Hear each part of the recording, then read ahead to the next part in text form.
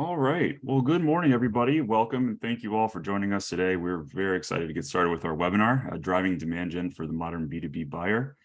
Before we get started, just a couple of housekeeping items. The recording will be shared with both the attendees and those who cannot make it today. So we'll be sure to get that out to everyone shortly after the webinar wraps today.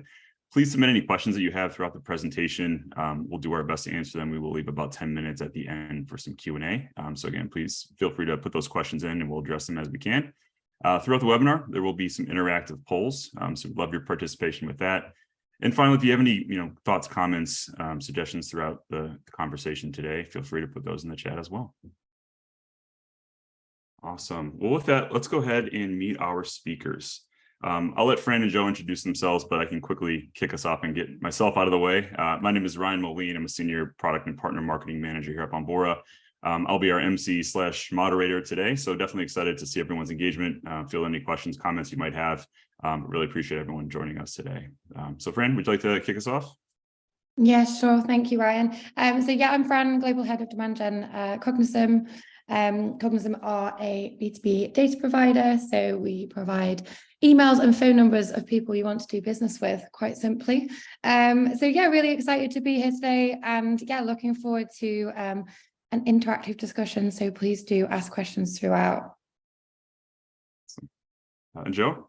Hi, I'm Joe Reyes. I'm the VP of Segment Marketing here at Bombora. Previous to joining Bombora, I was a multi-time customer of their intent data, and I'm so excited to talk to you today about some lead gen tactics. Awesome. Well, thank you both, Fran and Joe. We appreciate it. Now, everyone, there is a reason we wanted to do this particular webinar today, or this particular topic at least, right? As we think about the current economy, budgets are tight, right? Marketers are expected to do more with less, sometimes significantly more with less, all while weathering decrease in budget, decrease in resources. Our time gets stretched thinner and thinner, et cetera, right? So that's why today we're joined by two world-class marketers who can share some tactics that marketing teams can really use and I think action upon to increase some efficiencies and again, accomplish more with less. So I pulled this quote from the 2022 B2B marketing budget survey hosted by demand marketing company Integrate, who's also a Bombora partner, as well as research from Demand Metric. And they noted that nearly 60% of B2B marketers report current budgets being cut or staying flat, and 2/3 of marketers are expected to accomplish the same or more with fewer resources. Yeah, it's like I read that. It's like give myself a second to kind of pick my job off the floor, right? It's a lot going on right now for a lot of folks. And Fran, Joe, curious what you're hearing, from customers and prospects out there in the market who are maybe tasked with some pretty ambitious goals but have limited resources. Fran, I'll kick it to you first. Yeah, sure. I think it's certainly a tricky time at the moment out there in the market. I think most companies have had the marketing department have had the speech on it's the year of efficiency, or even even cutting like teams and things like that. I think when we're kind of thinking about achieving our goals, which don't always change in line with the market, it can be super difficult to work out kind of like where to go next. Definitely investing in more tech can sometimes be off the table, or like multiple tech platforms. So you've really got to kind of think about what's going to generate like the most value. I know for us, from a really tactical standpoint, we were kind of like going at Cognism like this real rapid scale within the marketing team. And we were often thinking of like, what's the next big thing? What should we do next? So we were like, what's the next campaign? What's the next paid social campaign? What should we do with podcasts? What should we do with live events? And it was interesting, like at the beginning of this year, because we kind of took a step back and looked at everything that we'd put out there. And we decided to actually take a few steps back and just revisit things. So revisit things that maybe like you don't always think about. So for us, we were like, let's do things like revisit the homepage copy on our website. Is that resonating with and it feeds right back into the data. Is that resonating with our core ICP? What does our core ICP look like? Have we just ran so fast that we're kind of entering this spray and pray approach where we're just sort of going after everybody? So I think like there's a few, Joe, I'll hand over to you because I could talk about this forever, but I think there's a few things that you can do, like when you do have less, like you can revisit your messaging, Is it resonating? And just really think about doubling down on a few key channels that work, as opposed to trying to do everything all at once, I would say. Fran, I 100% agree.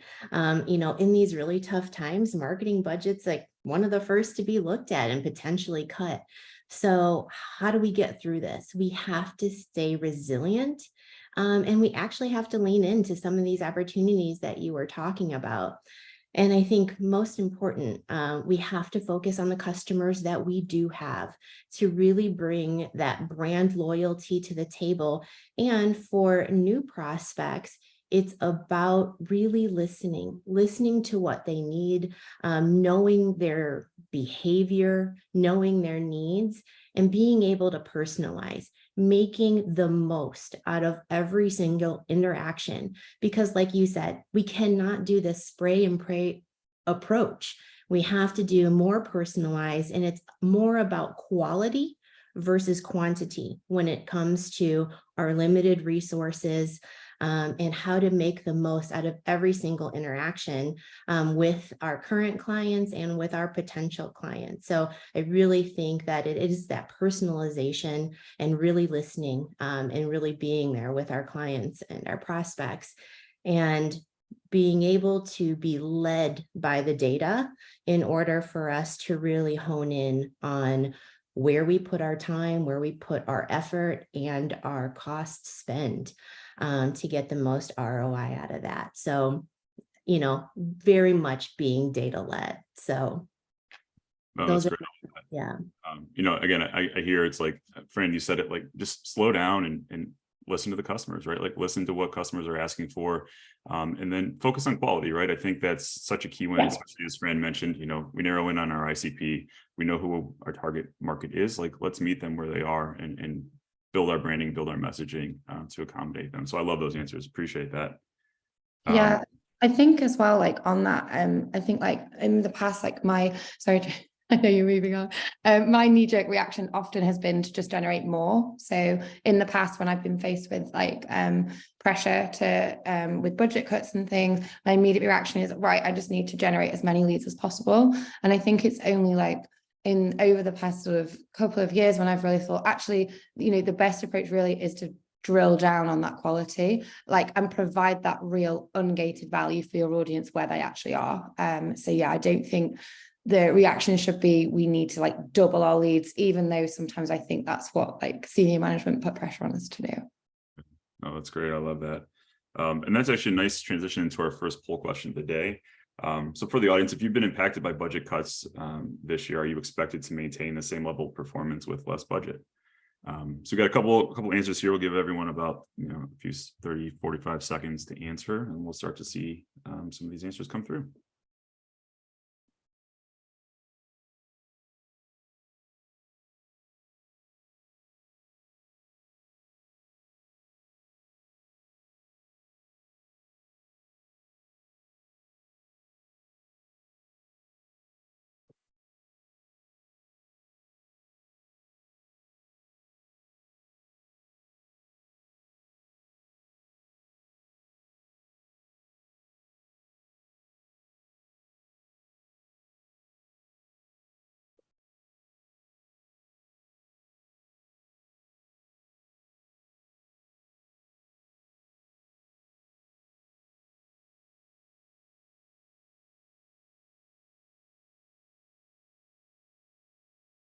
Right, give everyone a couple more seconds here.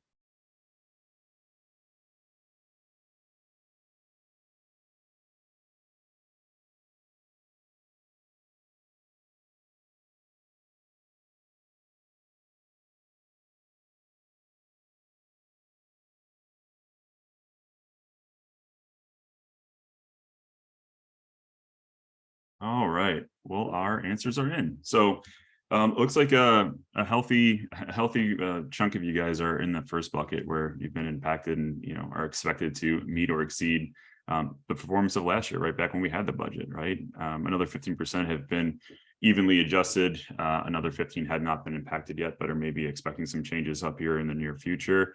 And then 34% haven't been affected at all, which is great. It's actually good to hear. And again, still hopefully ways that we can kind of pull some value from this content today and kind of give you guys a level up as well. So I appreciate everyone's participation. All right. So as you think about, or I guess when I think about efficiency with the tools that we have, data specifically, I think where I like to see value is, can my data set really solve for multiple use cases, whether that's for my go-to-market motion, or maybe that's across different departments within my organization, et cetera, right? And I think, marketers are probably more data-driven now than they probably ever have been in the past. Primary reason being, like many of the pollers in our audience, right, we're relying on data to ensure that we can make the right decisions, that we can eliminate as much waste as we possibly can. So Joe, Fran, why are intent data and contact data so important now? And Fran, maybe I'll let you take the contact data piece first. Yeah, sure. I think from the contact data piece, particularly, I guess, like to illustrate our own example, what kind of like we've done here at Cognism is that I think traditionally there's been a huge reliance on lead collection through, say, like gated ebooks or like analyst reports, and that's usually how and still now how companies are fueling their database. And that contact data, it hasn't always been reliable, and it's not always the cleanest of data. But to be honest, like the big piece aside from that is that the buying behavior's changed. So essentially, we want to be serving our audience where they hang out all of the time. We want to be like continuously giving them value.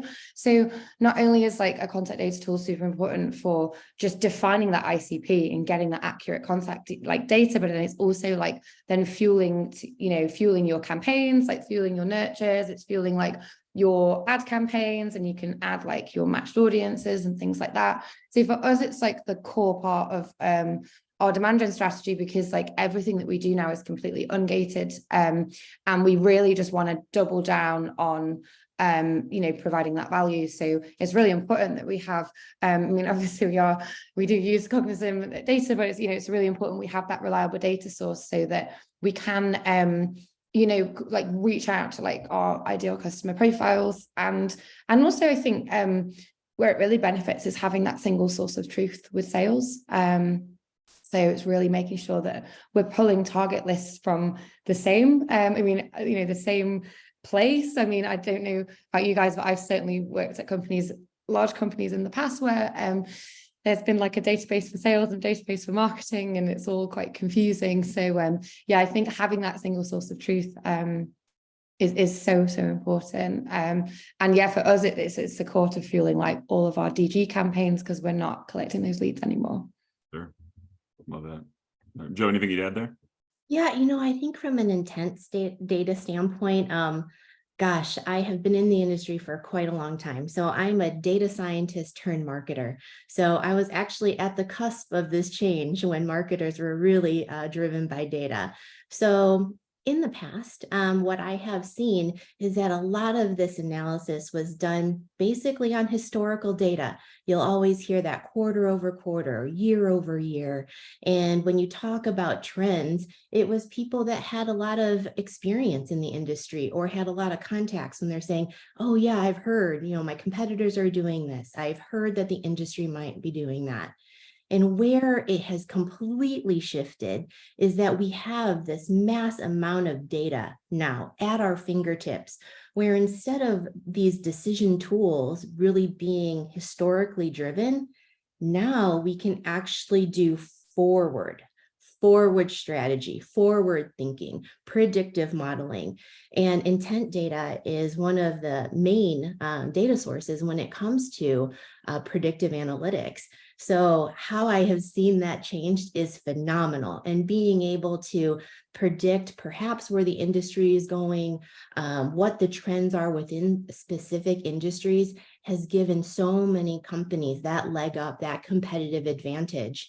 And like you said, Ryan, like, where's the value of my data set? How many different use cases can I actually use this data set?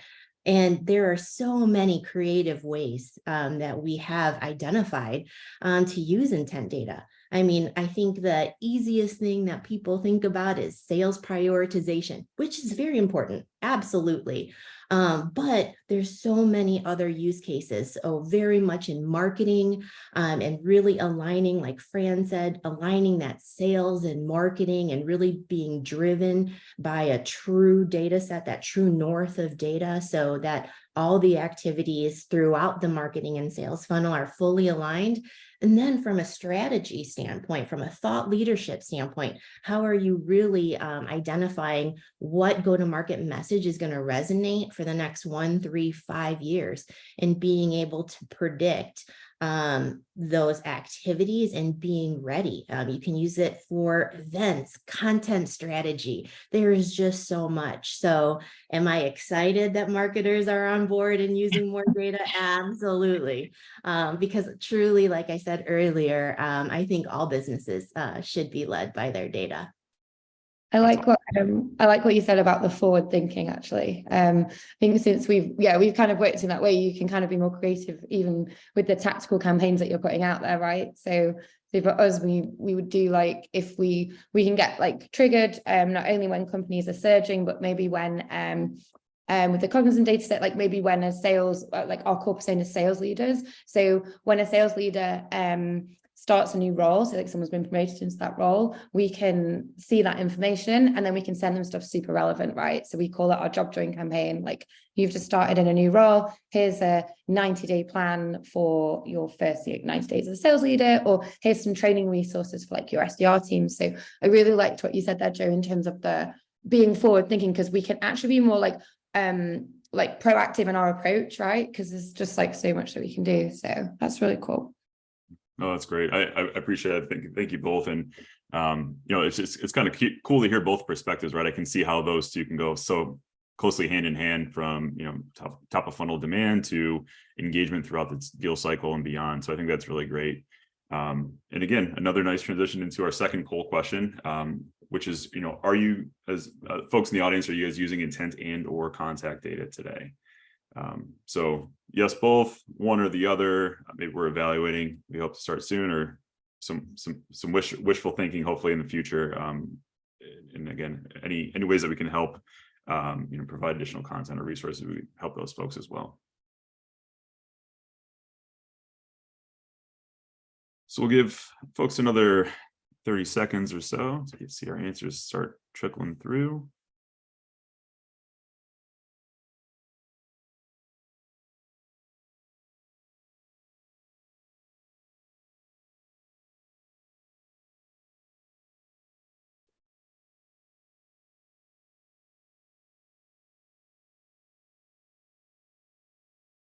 See them coming in. I just can't see the results quite yet, so I'm excited.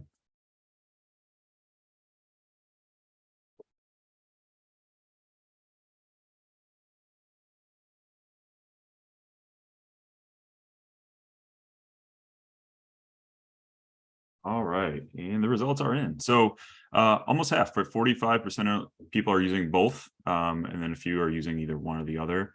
And then some folks in the evaluation process, which is great. So again, goal today is to provide some education of the value of the two different data sets and how they could potentially work together and help drive your go-to-market strategy. So I appreciate the participation. All right, well, switching gears a little bit, it's really no secret, I don't think that buying B2B buying behavior, I guess specifically, has changed. Right, buyers are 70% of the way kind of through their sales research before they ever even speak to sales. In my experience, so many folks prefer not to speak to sales unless they absolutely have to. And I think the other challenge too is that buying committees these days can be anywhere from a couple people, 2, 3, 4, 5 people, up to 20, 25, people kind of part of that decision-making process, right? So it's a really wide scope of personas that we have to appeal to, right? Use cases that we have to solve, different people with different experiences and values that we need to, drive benefit and use case for, and ultimately get their buy-in. So with that, Joe, Fran, what can marketers do to, I guess, adapt in this relatively new or maybe non-traditional buying experience as we see it today? Fran, Joe, go ahead, please go. Okay, all right. I think of this in maybe 3 ways. The first is I believe businesses are really looking for strategic partners. They really want to partner with people that are going to help them see the best way through this situation. And like you said, 70% of the research is quote unquote done before, they even reach out to a company or a salesperson. And what I think, once again, let's circle back to the quality of interaction. If that quality of interaction with that strategic partner gives them not only a best way forward, but is credible, can give them perhaps additional research that is not easily available to them. So whether that be upcoming industry trends, global economic knowledge and information that might add value. And then not only that is to share it, but to put it into context of how it can actually help that customer through their need, through this very difficult situation within the environment. And then secondly, to really divert from that commoditization conversation. So marketers really need to be able to clearly define their differentiators and the value of their product and service. And then thirdly, I think from a marketing and sales perspective, we do need to address this fear of messing up. Now, a lot of businesses and buyers have this fear of messing up and think that status quo is maybe safer. And I'm using that from the Jolt Effect book. If you guys have read it, it's a really quick, fun read. But really from a marketing and sales standpoint, what we can do for these companies and these buyers is to minimize the risk as much as possible, take as much of that risk off the table, and really be able to articulate and help them articulate how this product and service can help with their growth strategy and really support them in that. So take away that fear and the risk. So Fran, what are your thoughts? Yeah, completely agree. What you've said, it's definitely a key part for us is really just understanding that buying committee, understanding it deeply, and for us, particularly from led by a mindset led by the marketing department at Cognism, is very much that value first approach, being very value led, and we have created like a continuous value loop, which kind of just feeds into the overarching theme of like brand, I guess. Like I used to identify like branding as like PR or like a press release, but for us now, like the nature of that has really changed, and maybe like 10 years ago when I started out, that's what it did mean. But now it's very much like, how can we be this trusted brand? How can we be, if our buyers on, there's only 1 to sort of 2% of your buyers are ready to buy at any one point. So how can we create memorable experiences for those who might be in the consideration phase, or those who might not have even heard of us, right? Which is why we did go down this route of being like, let's be super data driven, let's really understand our core offering, our core ICP, and just go to market with this value first mindset. So we always ask ourselves, is whatever we put out there, whether it's on social, whether it's on our webinars or whatever we're doing, it's like, is this going to provide value for the core ICP? And we're almost serving the buyer as instead of like serving sales, which might sound a bit sassy, but I think it's more like, instead of just collecting leads for sales anymore, we're going with that buyer first mindset, which is always what the theory tells you to do, but it's very rare that companies actually do that. So very cool. That's great. And I kind of love the sneak peek into some of those demand tactics and just the strategy behind how you and your teams are thinking about those. Time for our third and final poll question of the day. So poll for the audience: which demand gen tactics are you focused on this year? Feel free to select any that you see on that list. And if there are others that maybe aren't on this list that you are focused on, feel free to add those into the chat as well. We'd love to hear about those.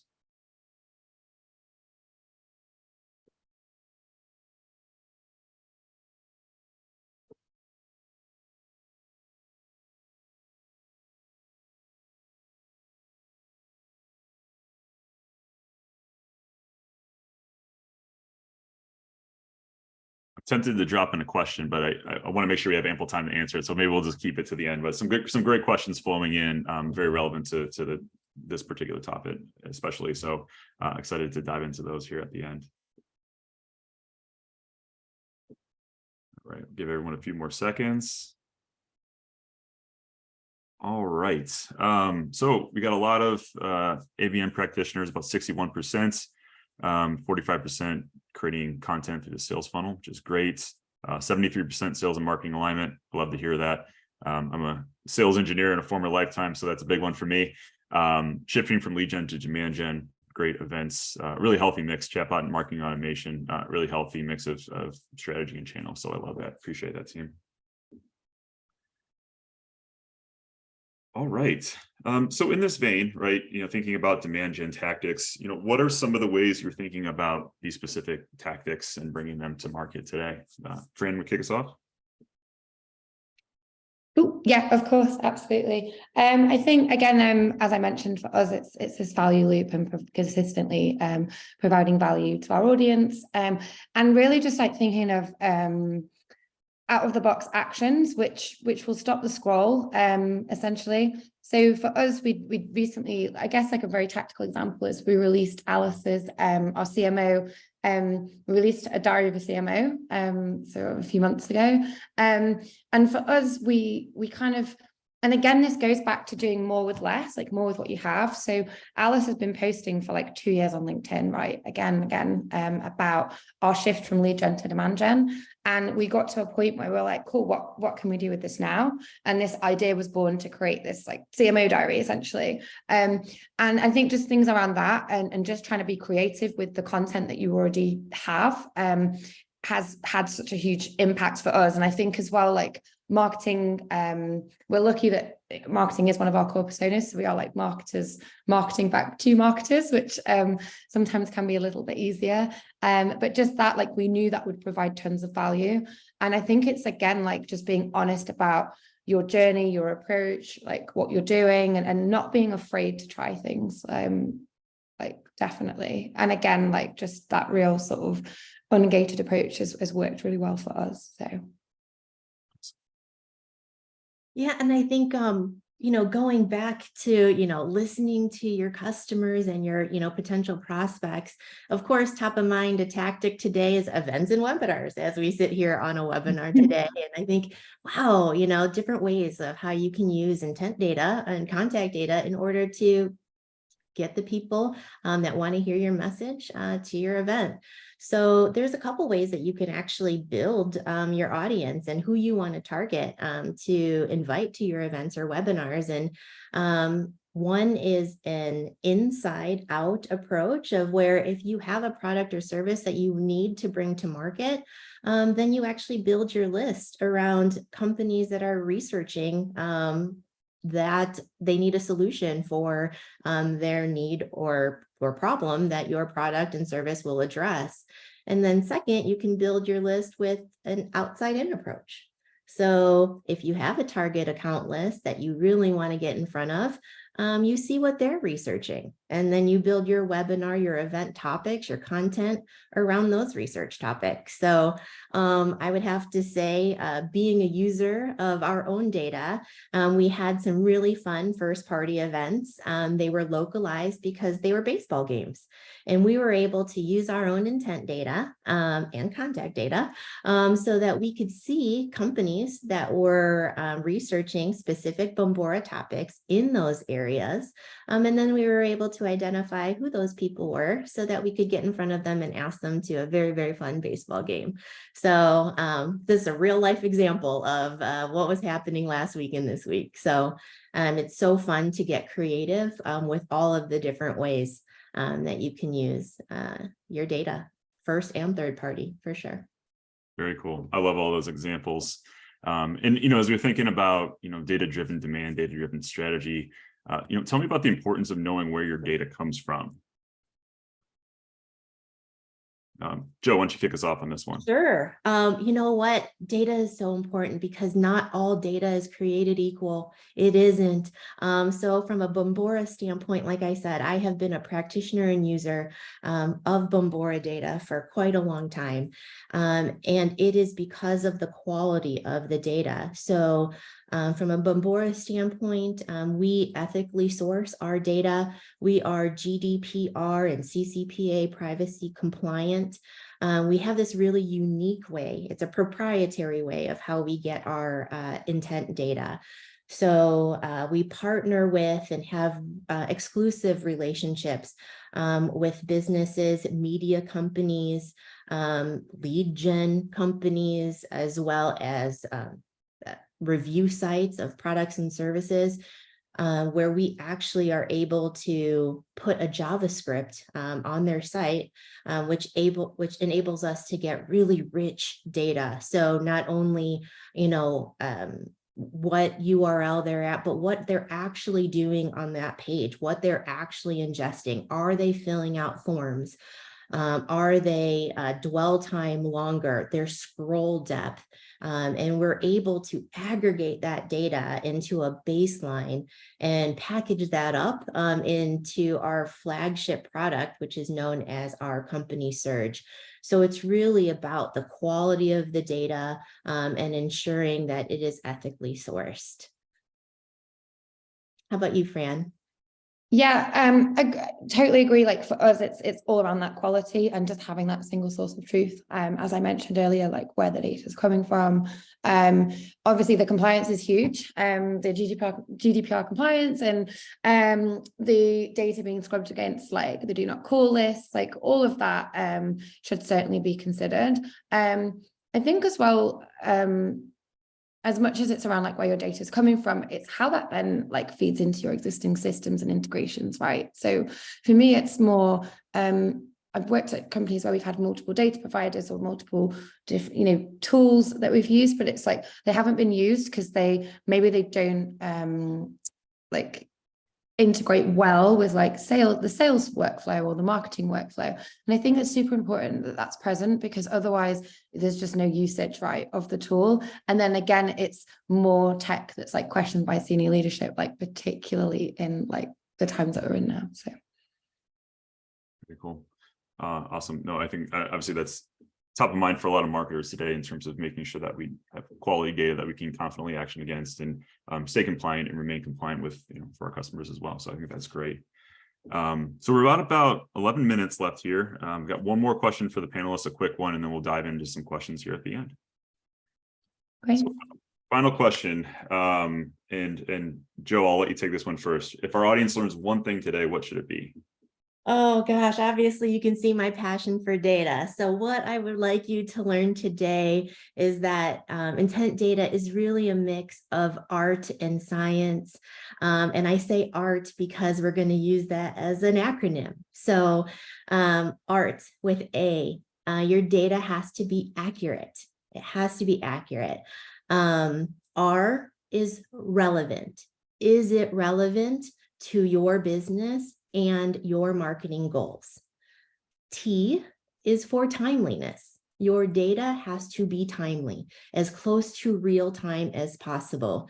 A CRO that I worked for, she always told me that contact and intent data have a shorter shelf life than dairy.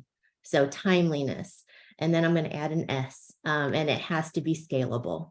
Is your data easily scalable for multiple use cases throughout your business? So I hope you leave with that. Love it. Love it. How about you, Fran? Oh, that was so fancy. Yeah, so I think for me, if anything for the audience to learn about the importance of data, I would say, which I've been saying all over LinkedIn and all over this webinar, but I think I'd switch kind of like the traditional lead gen mindset for and collecting leads for sales for like an accurate data provider, right? And layer that with other providers that can provide layers of insights like Bombora, like with the intent data, for example, because really like when you're generating leads and you're handing them off to sales, there's always going to be those arguments around there's personal email addresses, the email doesn't work, like there's going to be questions around quality if you're just relying on filling your database up with lead collection from like events or like lead collection from like an ebook download, for example. So I think really just thinking about switching or focusing on just one accurate source of data. I think then from a marketing perspective, you can definitely, instead of worrying about handing over leads to sales or worrying about leads in the queue in Salesforce, you can actually spend more time being more value driven and a lot more creative with, you know, who you're targeting and just also the sort of what you're putting out there, right? And really just thinking outside the box. So I would say that. Awesome. I love it. Both great answers, both very actionable. So I appreciate those. So we got about 8 minutes left here and we got a whole bunch of questions. So I'll maybe do a quick hitter into some of those here. But first one, Joe, I'll send this to you. I think the next couple, Fran, are probably more directed at some of the things that you mentioned, Lion. So I'll save those for you next here. But when we talk about budgets in this context, you know, what are some of the areas that we need to, where we need to spend to kind of get some of these desired results? Joe, you want to take that? Yeah, that's a tough one, right? Because you're looking at, you know, a reduced budget, and you could perhaps be going into that year with an already set content strategy. However, I will always say, let the data lead you.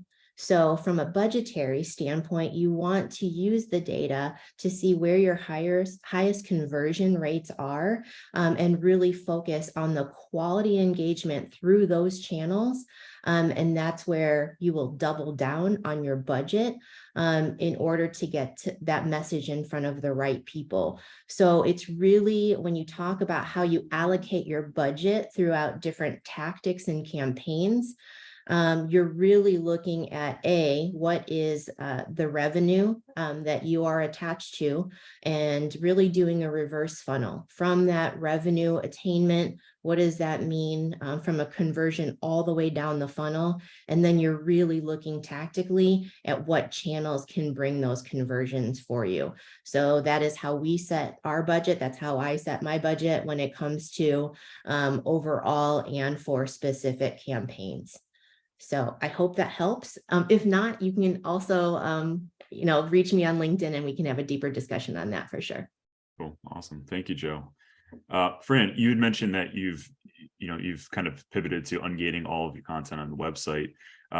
Question is, how do you prove value to the bottom line, or I guess prove value to the bottom line in terms of sales and aligning with sales? How are you guys connected in that capacity? Yeah, for sure. I think it was a transition that we made slowly, right? So sales were used to us delivering hundreds, like sometimes up to 1,000 leads a month for them to work on. So it was, you know, wasn't like the easiest conversation to be like, we're going to stop doing this, but what we're actually going to do is focus on driving like value-led inbound demo requests. So, but through ungating our content, thinking about contact data, through ungating our content, and I think, and switching up a lot of our paid campaigns to this like reach objective, and just saying, let's provide as much value as we can. Cognism over sort of the past 18 months has got more and more well-known. People really like our content that we're putting out there really resonates with them. So what we have actually done is we've seen like a 30 to 40% increase in our actual inbound demo requests. So sales really, these are like high intent hand raisers, right? Like we want to view the Cognism product. So the conversations for sales are a lot easier. The pipeline we're building is a lot stronger and a lot less leaky, I guess. We don't like have that leaky funnel. So we did this slowly. We didn't just stop collecting leads, but we made this DG transition. And it's only improved the quality really. So it was quite easy to get buy-in from sales in that sense. So that's awesome. And you mentioned like demo requests as a metric that you're keeping pretty close tabs on there. Are there any other KPIs that you're tracking? Yeah, so I think initially we ran this as an experiment. So we initially just looked at all we wanted to see is the inbound demo requests increase initially. So that velocity, like we wanted it to go up. But I think outside of that, we have actually gone back to what I probably used to call more like vanity metrics, but metrics that are super important to us are the engagement on our posts, the qualitative feedback that we get, emails that we get in saying that our live cold calling webinars have really helped like sales teams, for example, and those metrics. And we also use like, we're quite hot on the like human verified attribution. So like, how did you hear about us? Because there is that piece that can't be tracked, right? I mean, I know there's lots of tools out there at the moment, like Hockey Stack, we've just started looking into that. But it's hard to attribute deals to have a clear linear line of attribution. Person went here, then they did this, and they did this. So what's interesting is when we ask people where they heard about us on the form, like, where did you hear about Cognism? We get lots of different responses, but we get loads, like recently we're seeing a huge spike in the podcast. So we know that's something that we want to double down on. But if we were just looking in Salesforce, like it wouldn't say podcast, it would say, I don't know, a Google ad or something like that. So it's really trying to like unlock that dark funnel piece to see like where to place our bets essentially. Awesome. No, I love that. Yeah. And last question here. I think the question was probably asked more in the context of ungating content and kind of that pivot and demand strategy. But how are you getting your executive team to be on board with this strategy? And maybe, Fran, if you want to take that in the guise of just ungating content. I know you mentioned kind of speaking with sales and sales leadership, a little bit of a difficult conversation to maybe pivot away from leads, but what does that process look like, I guess, with the rest of your executive team? And Joe, maybe at the end, we've got about a couple minutes here left. Maybe you can touch on like just how do we get buy-in, how do we get executive support for maybe some of these initiatives? Cool. Yeah. I will try and be succinct. It's not my strong point, as you could probably tell. I think so for us, we initially we split the funnel. So we said, okay, what does a content download look like versus an inbound demo request? And essentially, the numbers were around, so we would need 500 content downloads, like an ebook white paper download, to get one close, one deal versus like 25 inbound demo requests. So once you split the funnel, you can see like where you want to be placing your bets, right? On like trying to drive those inbound demo requests. And then just to get the buy-in, again, as I said, we didn't just kind of wake up one day and say, right, we're not going to give leads to sales anymore. But we just asked for a test budget. And we said, okay, can we get X amount? It was a very small percentage of our monthly spend. And can we start ungating? And can we sort of we wanted to show like the executive team on the board what it could look like if we did this. So after running this test, we slowly started seeing this increase in inbound demo requests. We started getting comments through, feedback through, we switched up our approach on our organic company page to be super value led. And since then, like we've gathered all of that data and we actually just put that in a video and showed that to the board and the executive team. And we show like positive comments alongside pipeline growth, and we try and educate that this is just as important as this, right? They're both as important as each other because we're really like driving that value. So yeah, a lot of it was that just being confident to present that data side by side and really just, again, it's being data driven, right? Splitting the funnel, showing the results, like, because if you have a blended funnel, it can be kind of deceiving, like where the actual like revenue is coming from. So. For sure. No, awesome. I love that. I love that perspective. I love that answer. That's awesome. So we got about 30 seconds left. Joe, I don't mean to put you on the spot here, but any advice for getting executive support or buy-in, whether it's for new technology, new processes, new strategy, new data? I'm gonna beat to the same, the beat is the same. Use the data to help you get that buy-in. And you know what? You start with the art of the possible, all the things that you can do with the data, but clearly articulate all the steps that are necessary to make this strategy and this vision into reality, and set milestones and KPIs for all of those small wins. And all of those small wins will build momentum in order for you to use the data throughout the whole graph of your company. So I hope that helps quickly. I love it. And look at that, we're right on time. So thank you, Fran. Thank you, Joe, for joining us today. This has been awesome. I've learned a lot just listening to you guys today. And thank you, everyone, for attending. Again, the recording will be sent out shortly after the webinar wraps today. But again, we appreciate everyone's engagement and attendance today, and we look forward to seeing you next time.